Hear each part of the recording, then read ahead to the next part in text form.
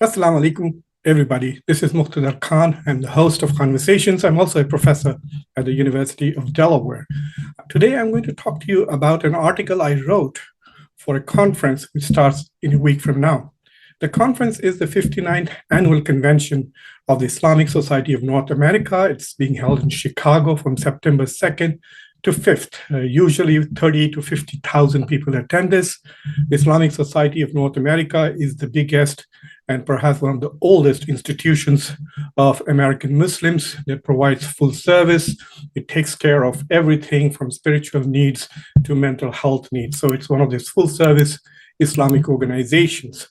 It also publishes a magazine called Islamic Horizon, which has a large distribution among American Muslims. So the theme of the conference for this year is on resilience, on hope, faith, and the belief that with hardship comes ease. So the key verse from the Quran, which is the theme of the ISNA convention for this year, is Inna ma'al usri yusra. Indeed, with hardship comes ease. This is the sixth verse from the 94th chapter of the Quran.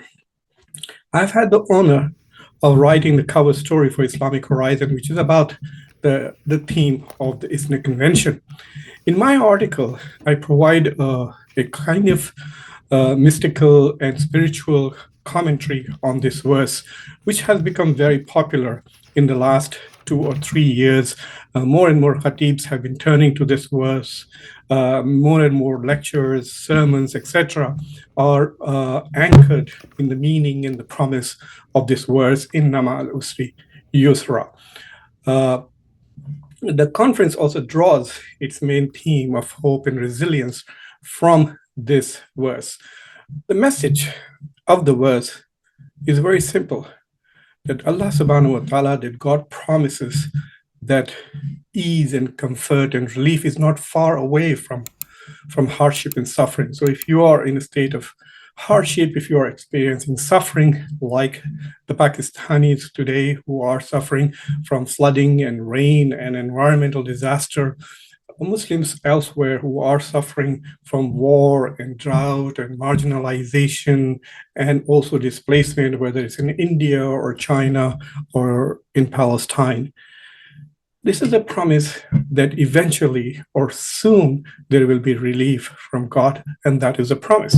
So this is the hope on which Muslims have survived the last 2 years of pandemic, as country after country, community after community was devastated financially, economically, and also in terms of loss of life as a result of the pandemic. So for the last 2 years, Muslims have been talking about the importance of holding on fast to the rope of Allah, holding on to the hope, because despair is forbidden. Despair is not to have faith in God, and so there is hope in God. I believe that we cannot just take 94:6 and look at it alone. It has to be seen in context with 94:5. So essentially, the verses of the Quran, the two verses that I chose to comment on, are فَإِنَّ مَعَ الْأُسْرِ يُسْرًا إِنَّ مَعَ الْأُسْرِ يُسْرًا. 94:5 and 94:6. What is interesting is basically they say roughly the same thing. All commentators who have reached out to this verse in search of hope during difficulty essentially say that this is God's promise that there will be hope and relief after difficulty. So if you're in a state of difficulty, be patient. God's relief is just around the corner. However, if you listen to the verse and read it, you will realize it says, Inna ma'al usri yusra. It does not say that ease will come after suffering. It says ease comes with suffering. Ease comes with suffering. So it's kind of a contradiction in terms, and some contemporary commentators have taken note of this fact that how can ease be there along with suffering and difficulties. And they have tried to get around that puzzle by arguing that the relief is so immediate after the suffering that it's as if it has come at the same time. I don't subscribe to that view. So then what does it mean, really? So if you look at these two verses closely, you will realize that the difficulty is definite. It's al-usr, and the ease is indefinite. So what it implies is innama al-usri yusra, innama al-usri yusra. So what it means is that the difficulty that is spoken in both the verses is the same difficulty, whereas the eases are different. So essentially, we have one difficulty and two reliefs and two eases. And there is a famous tradition of Prophet Muhammad, peace be upon him, which nearly most of the commentators, and you can see a wall of commentaries behind my back, refer to this hadith when they're talking about these two verses in which the Prophet, peace be upon him, said that two eases are enough to overcome easily one difficulty. So this is a very well-known hadith. So then what is this hardship and what are these two eases? And I think the meaning of which hardship is referred to in this surah can be understood by reading the entire surah itself. So let's look at the surah and what is it talking about. أعوذ بالله من الشيطان الرجيم بسم الله الرحمن الرحيم ألم نشرح لك صدرك. In the first ayah itself, God is saying, and this is addressing Prophet Muhammad, peace be upon him, and saying, "O Muhammad," which is not actually mentioned, but implied, did we not soothe your heart? Did we not expand your heart? Alam nashrah laka sadrak wa wada'na anka wizrak, and lift from you that burden, that difficult burden. Alladhina anqadha dhahrak, the one that burden that was weighing upon you, upon your back. So the first three verses are talking about this difficulty. And God is saying, have I not expanded your chest? Have I not expanded your chest and lifted from you the burden that was weighing so heavily upon you? And then he says, وَرَفَعْنَا لَكَ ذِكْرَكَ, and I have raised your name and made everybody, today whenever we hear the name of Prophet Muhammad, peace be upon him, we say peace be upon him, and that is what God has done. He is one of the most praised, or the most praised individual. That's what the word Muhammad also means. And then these two verses, with hardship comes ease, with hardship comes ease. So the difficulty that is referred to, according to scholars, especially of the Sufi tradition, and I referred to this tafsir, particularly Tafsir al-Tustari by this famous scholar Sahel al-Tustari. And what essentially they're implying is that this difficulty is the burden of prophethood. And so the prophet is suffering or burdened by bringing the message of God. It is such an incredibly awesome task to perform, and he needs help.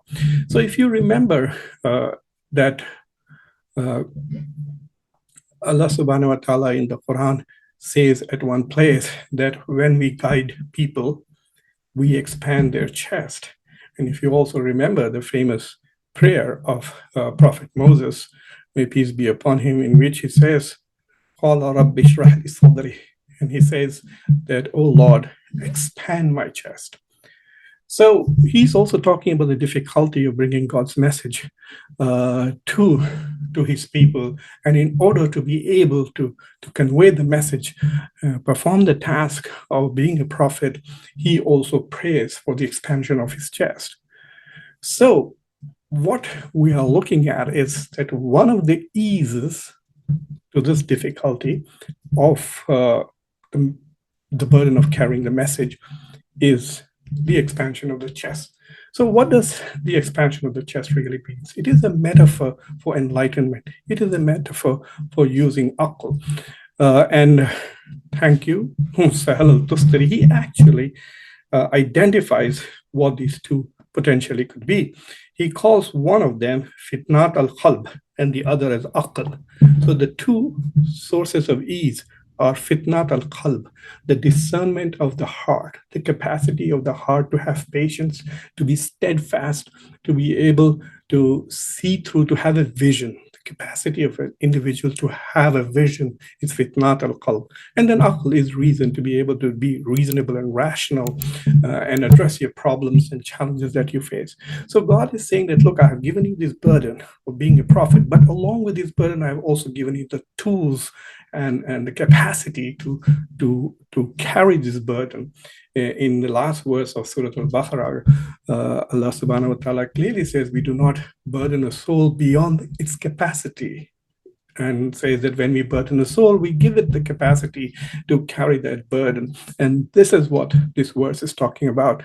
So, how do we relate to it today? And how is it relevant to the Islamic Society of North America's uh, convention? So, I think that during the pandemic, we saw Muslims all over the world respond to this with faith, with firmness, steadfastness. There was so much of khair in the community. They were helping so many people.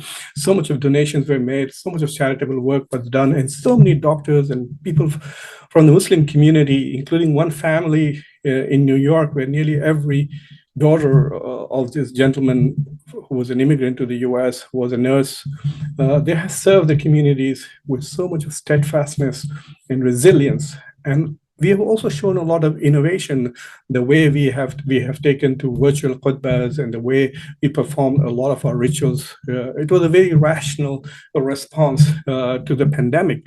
So I think the Muslim community during these 2 years of difficulties of pandemic has demonstrated the resilience that comes from fitnat al-qalb, and also shown the innovation that comes from the use of aql. So I think these are the two things that we should emphasize, that in this day and age, we have to be rational. We have to be able to use our imagination from a heart that is full of faith, full of hope, and definitely capable of having a vision which gives the community resilience. So I wish all of you who are coming to the ISNA convention that you have a great convention. I will be there. I'm speaking a couple of times on Saturday. I'm also speaking at the luncheon on Sunday. So I look forward to seeing you all there. And before you forget, if you found this conversation interesting, then make sure that you read the article, which goes into greater depth. And I also want you to subscribe to Khanversations and ring the bell icon so you get notifications when my next video is posted. Until then, take care, be thoughtful, be resilient, and do not give up in difficulties, because you have already been empowered by God to deal with difficulties. Assalamu alaikum.